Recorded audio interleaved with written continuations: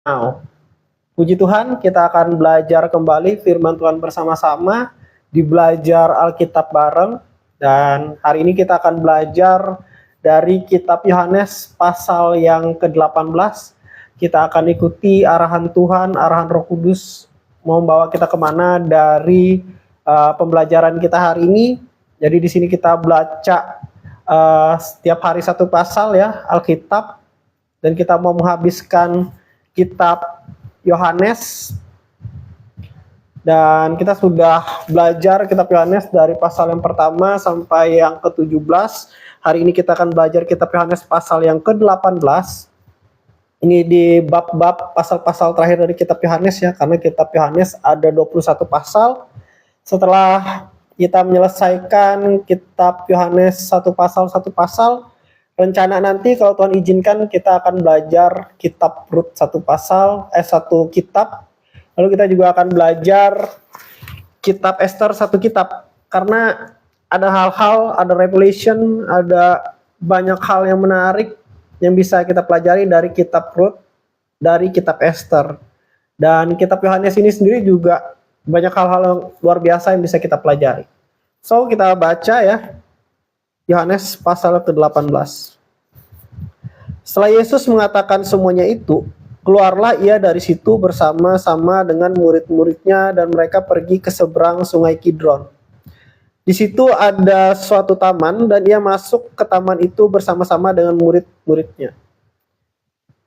Yudas yang mengkhianati Yesus tahu juga tempat itu karena Yesus sering berkumpul di situ dengan murid-muridnya.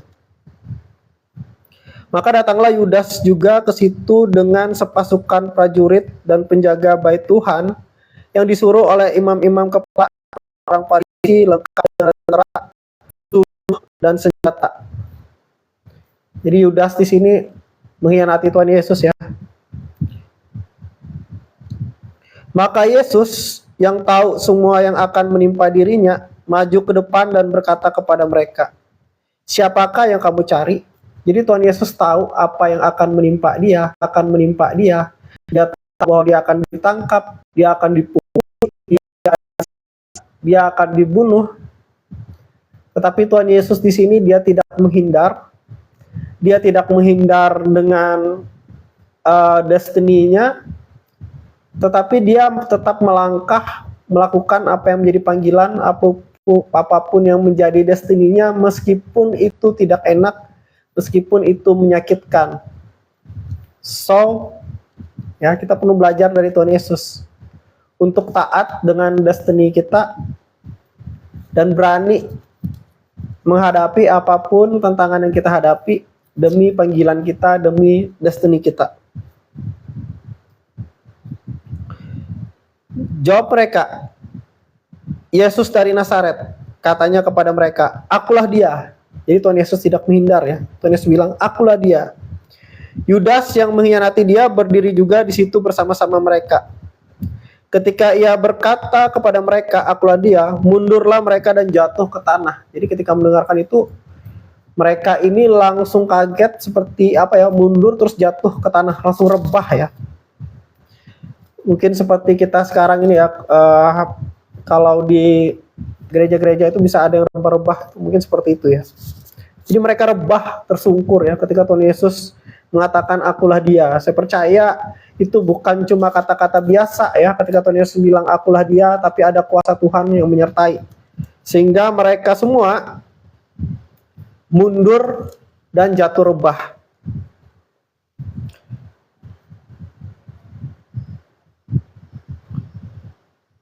Maka ia di sini Tuhan Yesus bertanya pula, "Siapakah yang kamu cari?" Kata mereka, "Yesus dari Nazaret." Berkali-kali ya Tuhan Yesus ya bilang, "Siapa yang kalian cari?" "Yesus dari Nazaret." Jawab Yesus, "Telah kukatakan kepadamu, akulah dia. Jika aku yang kamu cari, biarkanlah mereka pergi." Jadi Tuhan Yesus di sini kan bersama-sama dengan muridnya. Tapi Tuhan Yesus tidak ingin murid-muridnya ini dicelakai oleh mereka ini ya. Jadi Tuhan Yesus bilang, "Kalau aku yang kalian cari, lepaskan mereka, biarkan mereka pergi, kamu tangkap aku saja." Di sini Tuhan Yesus sebagai pemimpin, sebagai guru, ya, dia melindungi murid-muridnya. Dia tidak ingin murid-muridnya dianiaya, ditangkap. Dan Tuhan Yesus bilang, kalau aku yang kalian cari, kalian lepaskan murid-muridku.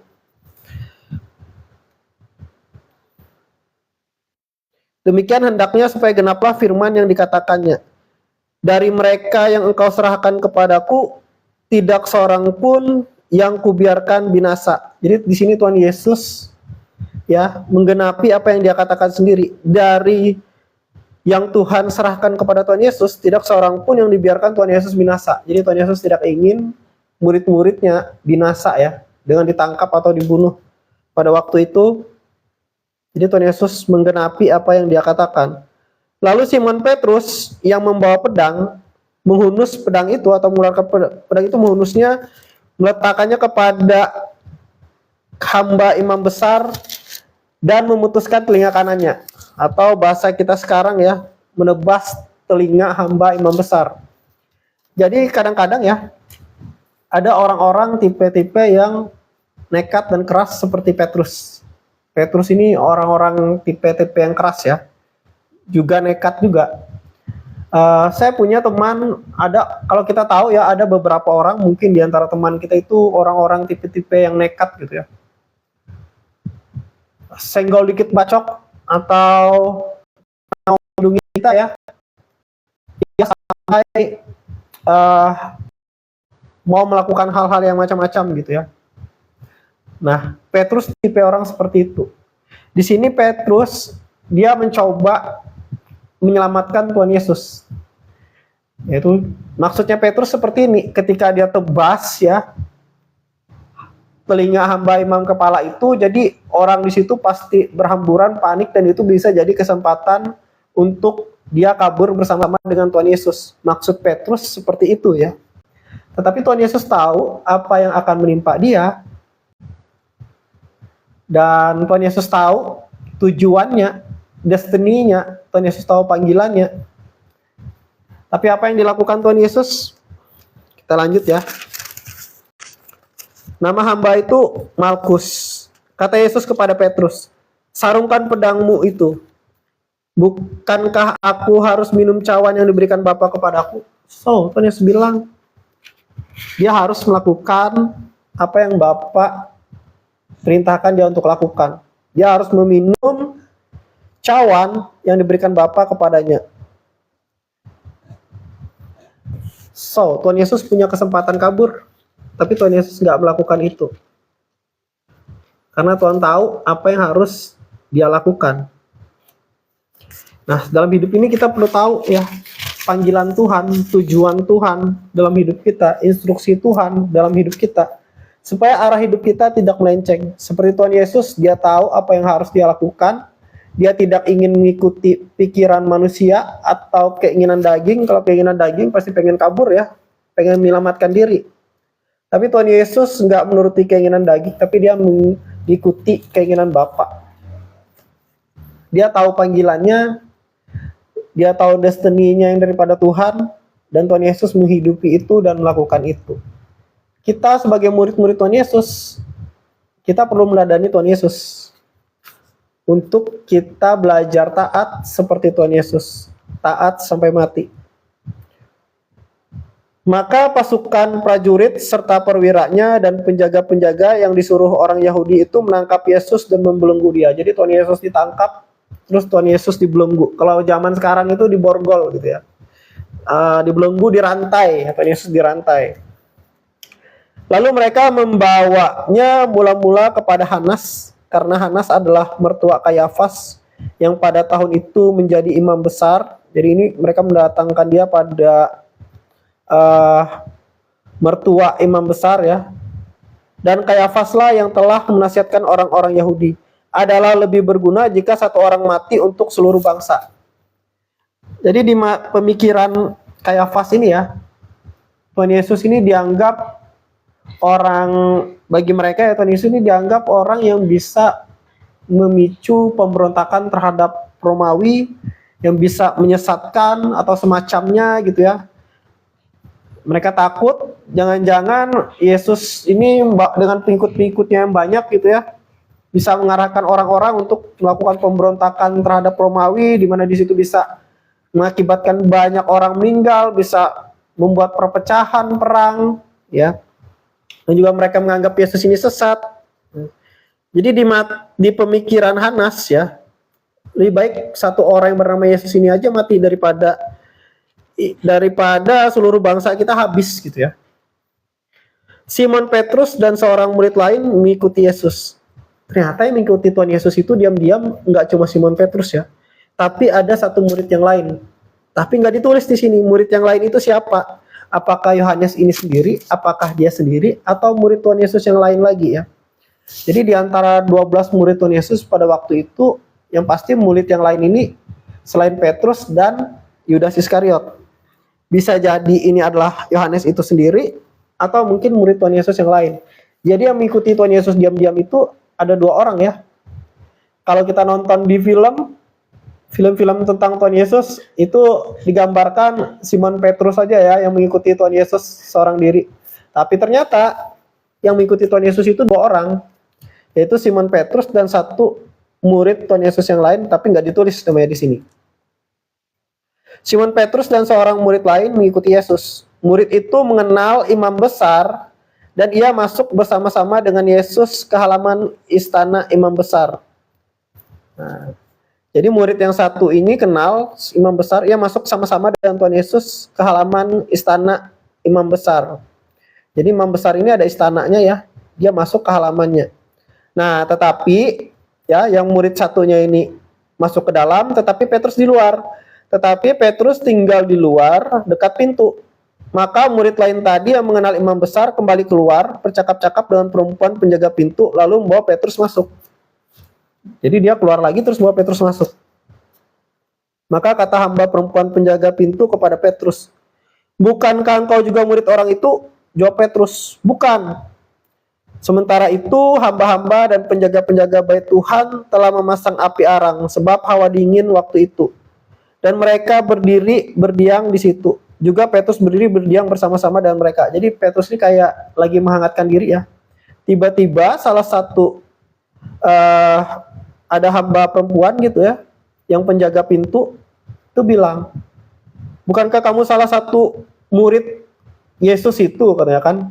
Soalnya muka Petrus ini familiar, ya, karena dia dekat banget dengan Tuhan Yesus. Di mana ada Tuhan Yesus, di situ dia juga ada. Bahkan dia adalah salah satu dari 3 murid Yesus yang paling dekat dengan Tuhan Yesus. Jadi orang kenal, hamba perempuan ini kenal dengan wajah Petrus familiar, gitu, ya. Jadi Petrus menyangkal Tuhan Yesus itu, ya, yang pertama kali itu yang melihatnya adalah salah satu murid Tuhan Yesus, yaitu yang dikatakan di sini murid Tuhan Yesus yang lain. Kalau murid dengan Tuhan Yesus yang paling dekat dengan Tuhan Yesus itu adalah Petrus, Yakobus, Yohanes, ya. Jadi mereka ini kemungkinan besar mukanya familiar banget, ya, karena dekat banget dengan Tuhan Yesus. Nah, murid yang lain ini bisa jadi bukan salah satu dari Yakobus atau Yohanes, kemungkinan, ya. Karena meskipun dia ada di situ, hamba imam besar ini kayak kurang kenal gitu, ya, tapi dia kenal muka Petrus. Atau bisa saja sih itu Yakobus atau Yohanes, kita nggak tahu, ya. Perkiraan saja gitu, ya. Nah, Petrus bilang bukan, menyangkal kan yang pertama.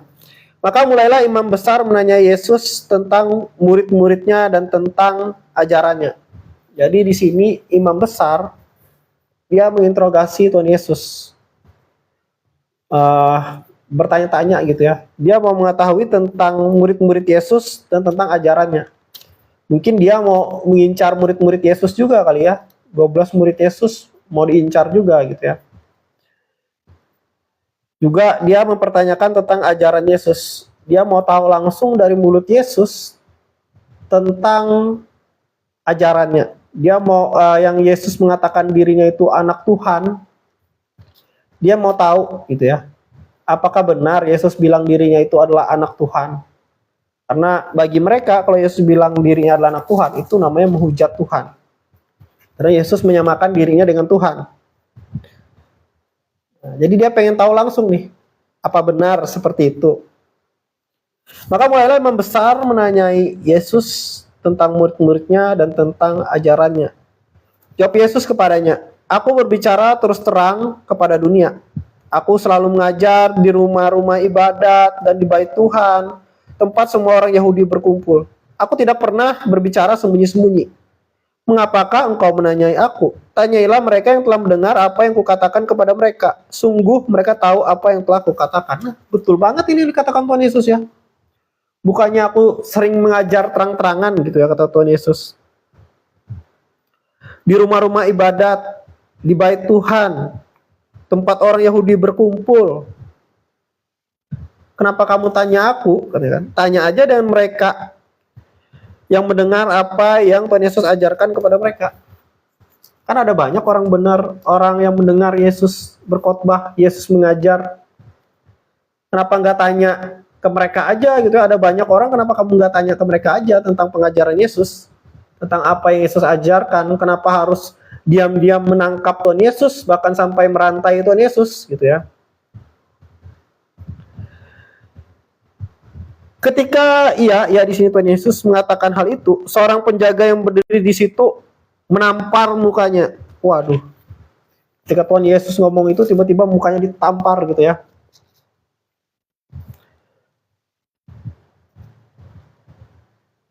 Ketika Tuhan Yesus mengatakan hal itu, seorang penjaga yang berdiri di situ menampar mukanya sambil berkata, begitukah jawabmu kepada imam besar? Kamu nggak menghormati imam besar ya? Masa kamu ngomong gitu dan imam besar? Jawab Yesus kepadanya, jikalau kataku itu salah, tunjukkanlah salahnya. Tetapi jikalau kataku itu benar, mengapa engkau menampar aku? Ini Tuhan Yesus bilang seperti ini ya. Yang aku omongkan ini benar atau salah? Kalau salah, salahnya di mana? Kalau misalnya yang kau omongkan ini benar, kenapa kamu nampar aku?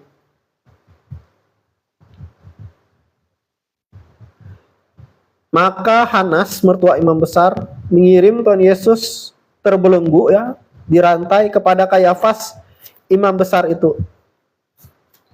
Simon Petrus masih berdiri berdiam. Jadi Simon Petrus ini masih menghangatkan diri gitu ya. Kata orang-orang di situ kepadanya, bukankah engkau juga seorang muridnya? Karena muka Petrus ini familiar ya. Ia menyangkalnya, katanya bukan. Ini yang kedua ya, Petrus menyangkal. Kata seorang hamba imam besar, seorang keluarga dari hamba yang telinga dipotong Petrus. Jadi ini orang keluarga dari orang yang telinganya dipotong Petrus ya. Jadi dia tahu banget gitu ya. Bukankah engkau kulihat di taman itu bersama-sama dengan dia? Yang nebas ini kan telinga itu. Maka Petrus menyangkalnya pula, dan ketika itu berkokoklah ayam. Ketika Petrus menyangkal lagi, dan pada saat itu berkokoklah ayam. Maka mereka membawa Yesus dari Kayafas ke gedung pengadilan. Jadi Tuhan Yesus ini diserah-serahkan gitu ya. Dari Hanas dibawa ke imam besar Kayafas. Lalu dibawa lagi ke gedung pengadilan. Jadi dibawa kemana-mana gitu ya. Dirantai, dibawa kemana-mana. Sempat dipukuli juga tadi ya. Ketika itu hari masih pagi, karena mereka ini kan mendatangi Tuhan Yesus itu pagi-pagi benar. Jadi mereka melakukan itu enggak terang-terangan gitu ya. Mereka memperlakukan Tuhan Yesus kayak memperlakukan penjahat. Makanya Tuhan Yesus bilang, bukannya aku sering mengajar di rumah-rumah ibadat gitu ya, di depan orang banyak, tapi mereka diam-diam gitu ya, bersama pasukannya, penjaganya, pengawal, mendatangi Tuhan Yesus gitu ya. Kenapa enggak waktu Tuhan Yesus lagi ngajar depan orang banyak?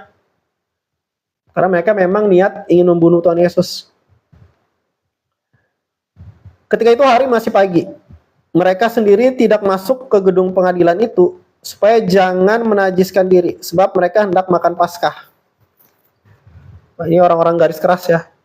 Sebab itu Pilatus keluar mendapatkan mereka dan berkata, apakah tuduhan kamu terhadap orang ini?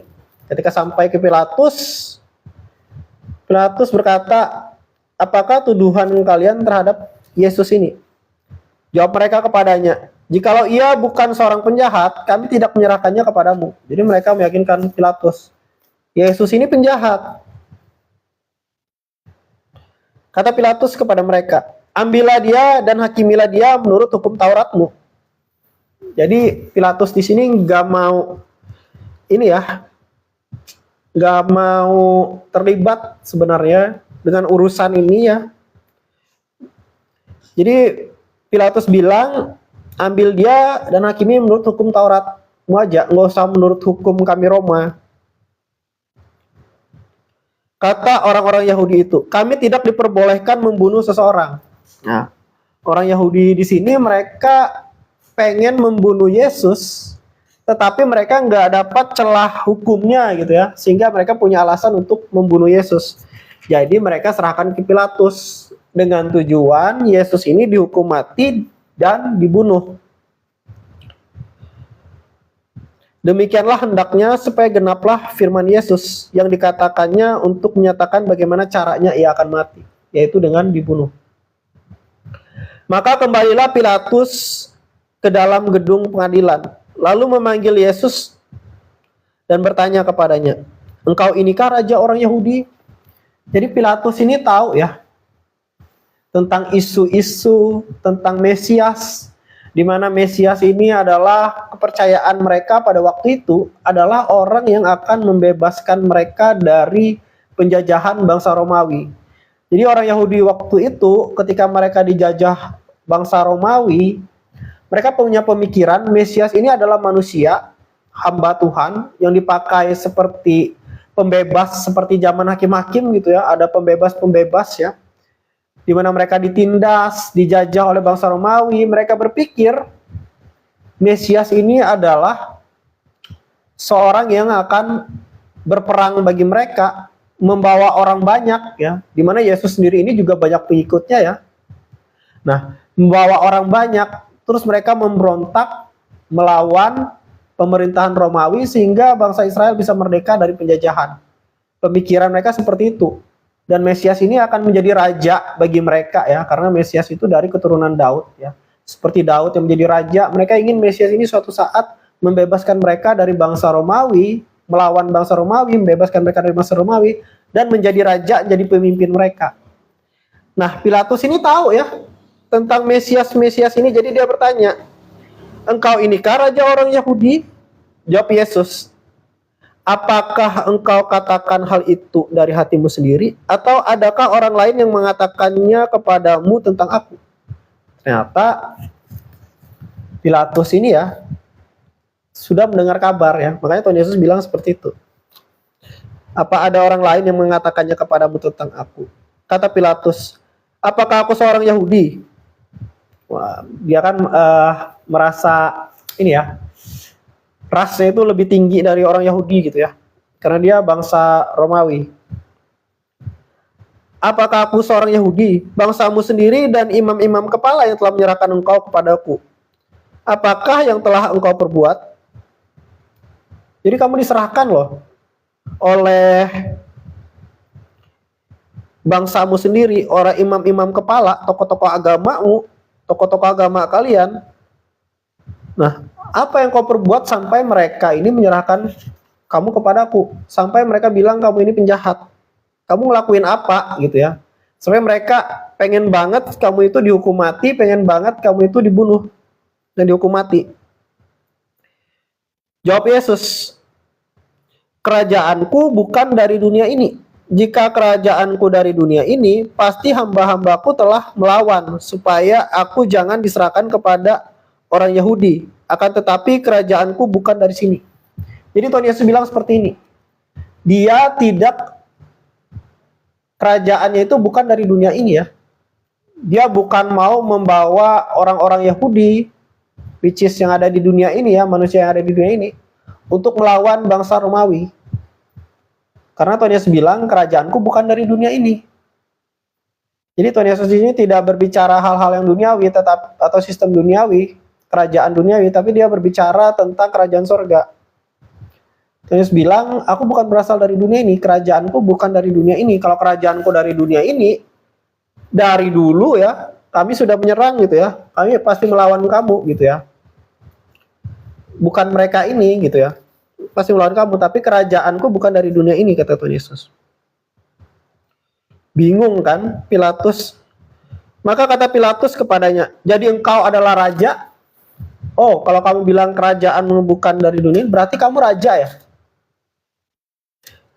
Jawab Yesus, engkau mengatakan bahwa aku adalah raja.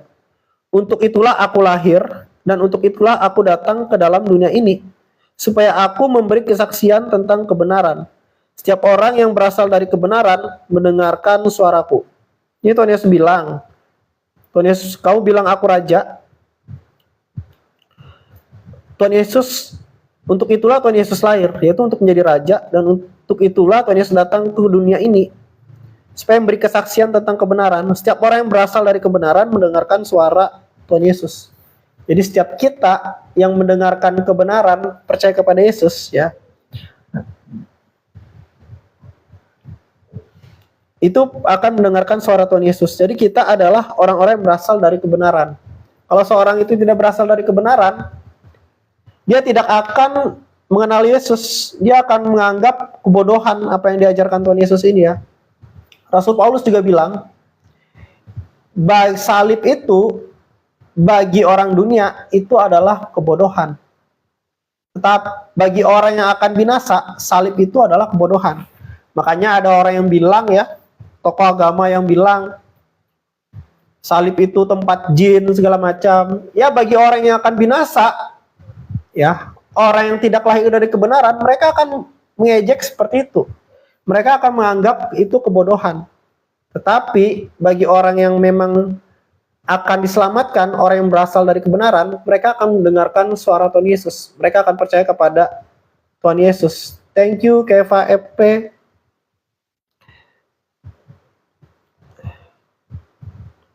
Kata Pilatus kepadanya, apakah kebenaran itu? Pilatus bertanya, apakah kebenaran itu? Tapi tidak dilanjutkan lagi, ya, di sini. Terus sesudah mengatakan demikian, keluarlah Pilatus lagi mendapatkan orang-orang Yahudi dan berkata kepada mereka. Jadi kita flashback dikit, ya. Orang-orang Yahudi ini pengen Yesus itu dihukum mati. Tapi di hukum Taurat, mereka nggak menemukan celah untuk mereka bisa menghukum Tuhan Yesus sampai mati. Mereka nggak menemukan celah itu, gitu ya, untuk mereka bisa membunuh Tuhan Yesus ini. Satu-satunya cara agar Tuhan Yesus ini dihukum mati, yaitu dengan dia dihukum mati oleh pemerintahan Romawi pada waktu itu.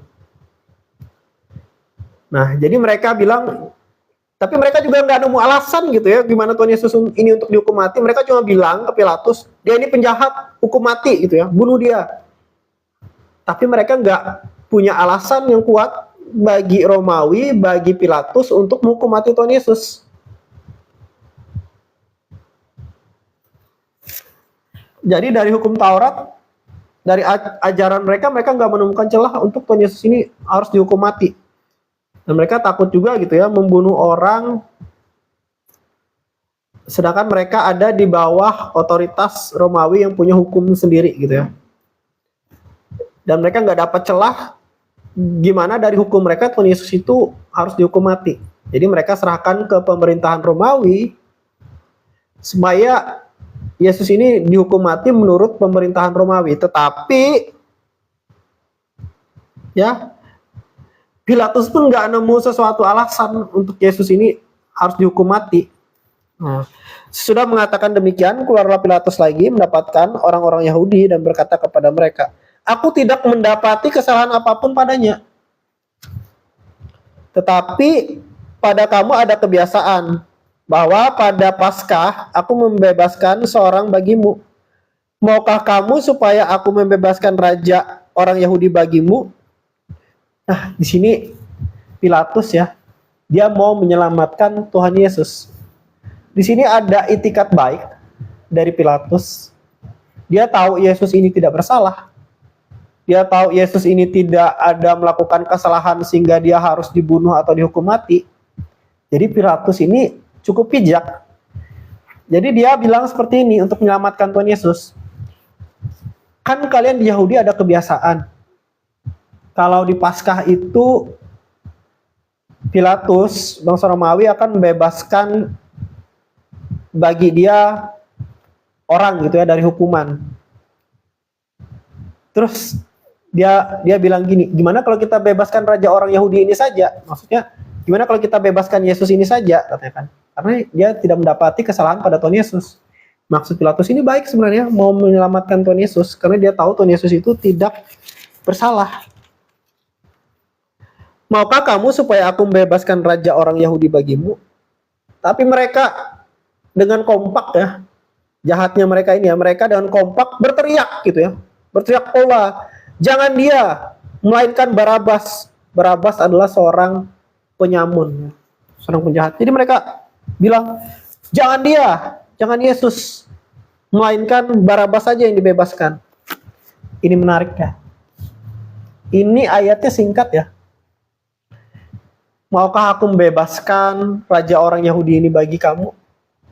Mereka bilang, jangan dia, Barabas saja yang dibebaskan. Jadi mereka ingin Barabas ini yang seharusnya dihukum mati, dibebaskan. Tetapi Tuhan Yesus yang tidak bersalah, itu yang dihukum. Notice sesuatu enggak? Ini luar biasa sekali loh. Siapa Barabas ini? Dikatakan dia seorang penjahat, penyamun, orang yang harusnya dihukum mati.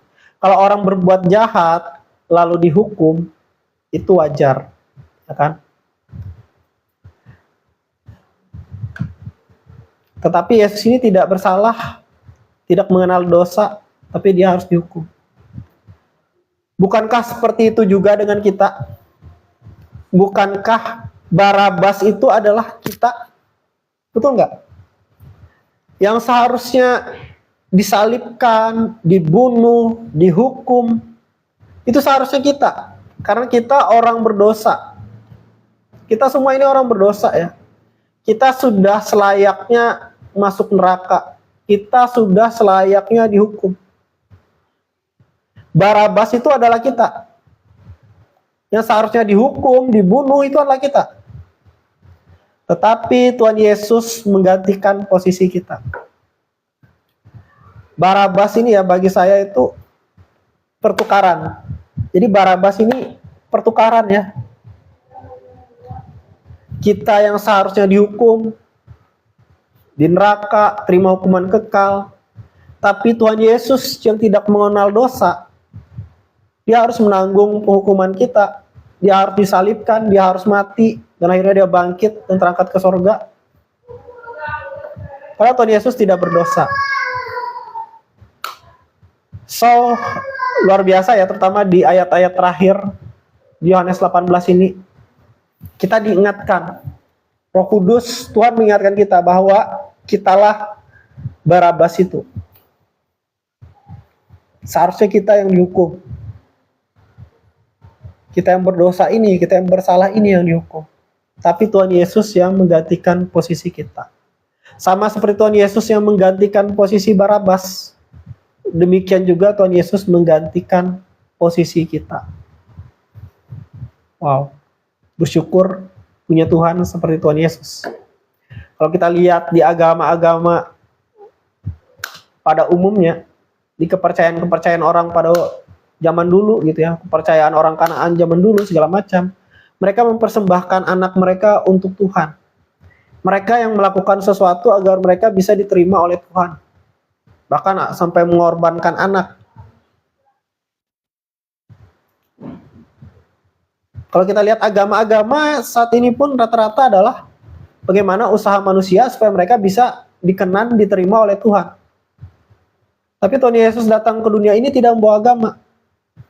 Bukan manusia yang mencari Tuhan, tapi Tuhan yang datang dan mencari manusia. Yang menyelamatkan manusia, yang menyelamatkan kita. So,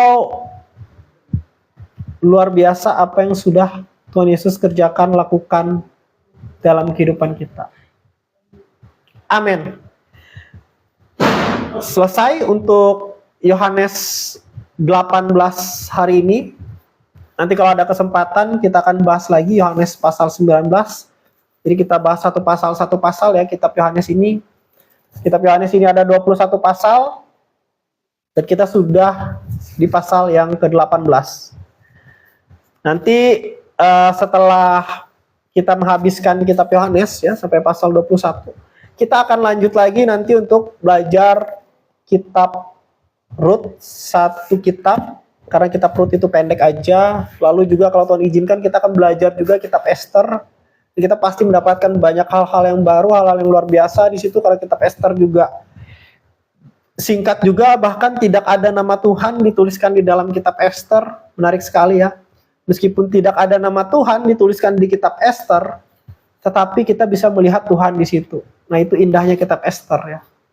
Nah, bagi teman-teman yang ingin menonton recording dari live kita hari ini, kalian bisa nonton di YouTube channel Andre Thomas TV. Ada bagian belajar Alkitab bareng di situ. Kalau mau nonton pasal-pasal yang sebelumnya juga ada di situ, yang recording hari ini juga ada di situ. Kalau ingin menonton secara live, tidak ada jadwal yang menentu ya. Tidak ada jadwal yang menentu, tapi di situ bisa secara live kita belajar bersama-sama. Tapi kalau ingin belajar secara recording, bisa nonton di YouTube Andre Thomas TV, karena ini akan diupload di YouTube juga. So, demikian firman Tuhan hari ini. Bagi yang belum beribadah, ayo beribadah hari ini ya.